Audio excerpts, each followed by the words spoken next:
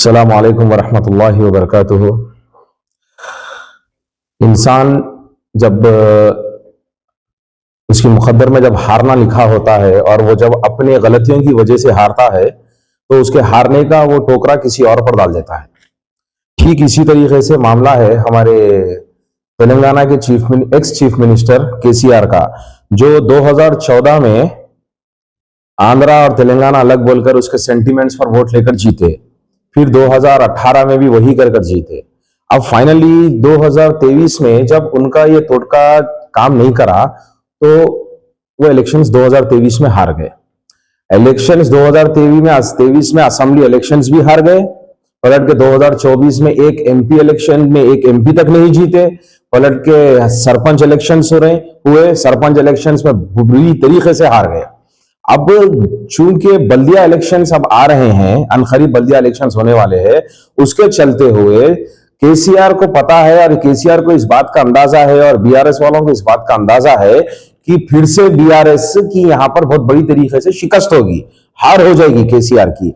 इसी के चलते हुए केसीआर ने अब ये जीएचएमसी इलेक्शन जीतना है तो क्या करना, लिहाजा फिर से जो है ना आंध्रा का सेंटीमेंट और तेलंगाना के सेंटीमेंट को उठाकर वोट बैंक हासिल करने की चक्कर में केसीआर ये कोशिश कर ली है। लेकिन वो कोशिश करने के चक्कर में केसीआर ने एक बहुत बड़ी गलती ये कर दी है कि केसीआर, तुमने चंद्रबाबू नायडू जो तुम्हारे लिए पॉलिटिकल माई बाप है, तुम्हारे लिए ही नहीं, आंध्रा हो या तेलंगाना के तकरीबन पॉलिटिशियंस के लिए चंद्रबाबू नायडू एक पॉलिटिकल माई बाप है या पॉलिटिकल बॉस है, ठीक है। इसके चलते हुए तुमने केसीआर, तुमने जिस तरीके से चंद्रबाबू नायडू के ताल्लुक से जो बात कही है वो इंतहाई अफसोसनाक बात है। तुम सबसे पहले तो तुम्हारी ये हिम्मत कैसा हुई कि तुम जो है ना चंद्रबाबू नायडू के खिलाफ बोले कैसा? तुमको क्या लगता है तुम दूध के धुले हुए है? तुमने मुसलमानों को धोखा दिया, तुमने एक एससी का चीफ मिनिस्टर बनाते बोले एससी को चीफ मिनिस्टर नहीं बनाए, बीसी को धोखा दिया, रिजर्वेशंस पर धोखा दिया, किसानों को धोखा दिया, हर एतबार से धोखा दिया, तुमने वक्फ के जायदादों को खा लिया। और अब तुमको इस बात का अंदाजा है और तुम ये बोल रहे हो कि भाई हैदराबाद में जो डेवलपमेंट हुआ है या तेलंगाना में जो डेवलपमेंट हुआ है वो नायडू ने नहीं किया, फिर किसने किया? और अपने गिरेबान में झांक लो केसीआर, जरा अपने गिरेबान में झांक लो।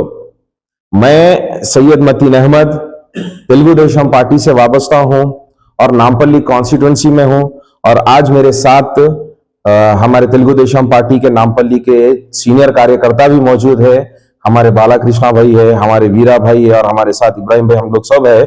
और कुछ कैडर हमारा जो है ना अपनी मसरूफियत की वजह से नहीं आ सके। आज हम नामपल्ली हल्के से, नामपल्ली कॉन्स्टिट्यूंसी से तेलुगु देशम पार्टी के कार्यकर्ता, एक्टिविस्ट के और सीनियर लीडर्स की हैसियत से केसीआर को बोल रहे हैं कि तुम इमीडिएटली अपने दिए हुए स्टेटमेंट को वापस लो और नाराज चंद्रबाबू नायडू से पब्लिकली मीडिया में आकर माफी चाहो, वरना इसका हट जाना तुमको बहुत बुरी तरीके से भुगतना पड़ेगा।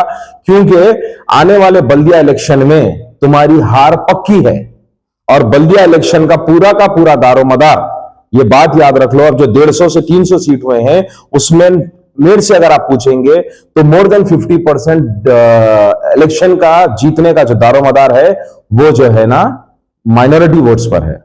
और जीएचएमसी में माइनॉरिटीज वोट्स तो वैसे तो माइनॉरिटी की वजह से 2023 के इलेक्शन हार गए। अब तुम्हारे पास कोई मुद्दा बचा नहीं। अब क्या कर रहे हैं, फिर से वही सेंटीमेंट लेकर आ रहे हैं तुम, क्या बोलकर कि भाई आंध्रा अलग है, तेलंगाना अलग है, आंध्रा वालों की वजह से ऐसा हुआ वैसा हुआ।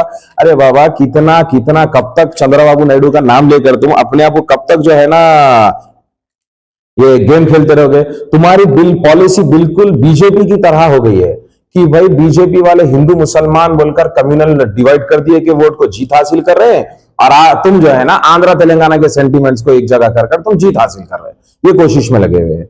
इस तरह से तुम्हारा करना, तुम जो बोल लेते बोल लो, तुम जो कर लेते कर लो। अरे तुम हमारे सालों से क्या पूछ रहे हैं? खुद की अपनी पार्टी में, खुद की अपनी फैमिली में डिस्प्यूट चल रहे, तुम उसको तो सुलझाओ पहले। तुम्हारी खुद की बेटी जो है ना तुम्हारी अपनी पार्टी के पूरे चिट्टे खोल रही है, तुम ये धोखा करे, तुम वहां पर फ्रॉड करे, तुम ये फ्रॉड करे, तुम कालेश्वरम में फ्रॉड करे, फला फ्रॉड करे, पूरे खुले चिट्टे खुद तुम्हारी बेटी खोल रही है। तुम हमारे पर उंगली उठा रही, अपने गिरेबान में झांक लो तुम। अरे 2014 से लेके 2018 तक, फिर 2018 से लेके 2023 तक तुम चीफ मिनिस्टर रहे, अपने फार्म हाउस से नहीं निकले कभी तुम। तुम्हारे लीडर तुम्हारे को मिलने तरसना। आज चंद्रबाबू नायडू को जाके आंध्रा में देखो तुम, कैसा वो पब्लिक के साथ रोड पर, हर घरे घर, हर डिस्ट्रिक्ट, हर गांव, हर गली में फिरकर चंद्रबाबू नायडू एक चीफ मिनिस्टर होने की जिम्मेदारी निभा रहे हैं। तुम तो अपने फार्म हाउस में मस्त है। अरे 2023 में तुम हार गए, उसके बावजूद भी तुम्हारी अकड़ नहीं टूटी। 2023 दिसंबर के इलेक्शन खत्म हो गए, अब 2025 दिसंबर आ गया है, 2 साल के बाद तुम कल आकर बैठे तो तुम जो है ना बैठे कि नायडू के पर हो रहे। ऐसा हाथ बन के ठहरते थे तुम चंद्रबाबू नायडू के पास। अब जबान खुल रही है, बड़ी बात करने जा रहे हैं। मैं अभी भी बोल रहा हूं कि इमीडिएटली कलवा कुंडला चंद्रशेखर राव, मैं आपको अभी भी बोल रहा हूं, फौरन चंद्रबाबू नायडू साहब से पब्लिकली माफी मांगो और अपने स्टेटमेंट को वापस लो। अदरवाइज इसका जो है ना कानूनी तौर पर तुम पर एक्शन भी लिया जाएगा पर्सनली। और अनकरीब कल या परसों हम नामपल्ली कैडर वाले हमारे सीनियर लीडरों से डिस्कस करके मेहदीपट्टनम चौरस्ते पर एक धरना भी करेंगे और साथ ही साथ हुआ अगर तो वहां पर उस केसीआर का पुतला भी जलाएंगे। बहुत बहुत शुक्रिया। अस्सलाम वालेकुम।